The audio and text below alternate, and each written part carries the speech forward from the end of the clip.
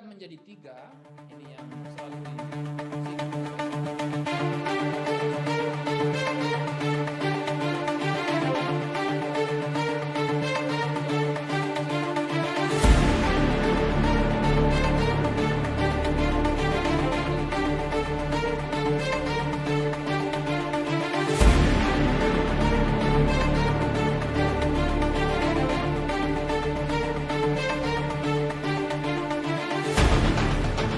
siapa yang puas kepada presiden itu memilih Prabowo dan memilih Ganjarnya itu sama kuat.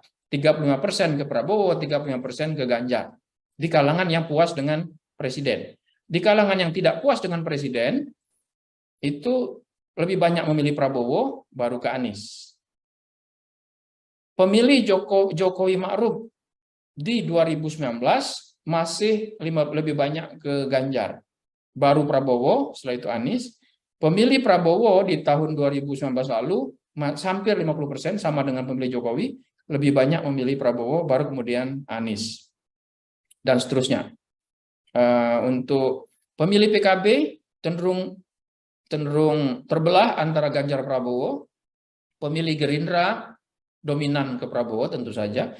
Pemilih PDIP cukup mayoritas itu ke Ganjar, baru kemudian ke Prabowo. Pemilih Golkar banyak sekali, hampir 50% ke Prabowo. Pemilih Nasdem hampir 50% ke Anies, 40% lebih.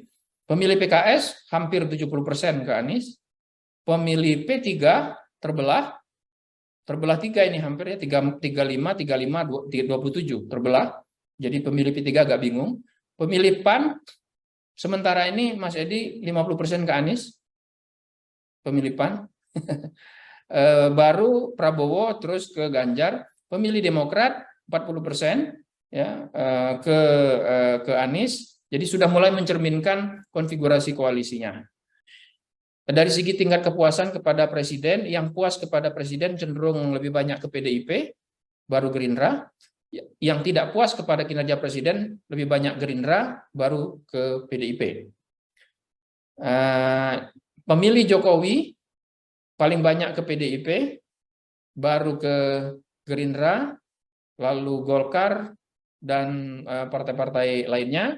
Pemilih Prabowo Subianto lebih banyak ke memilih Gerindra, baru setelah itu ke PKS, kemudian ke Demokrat. Jadi pola oposisi dan non-oposisinya masih mirip begitu. Secara umum, pemilih partai di tahun 2019 lalu masih lebih banyak yang memilih partai yang sama. Ya.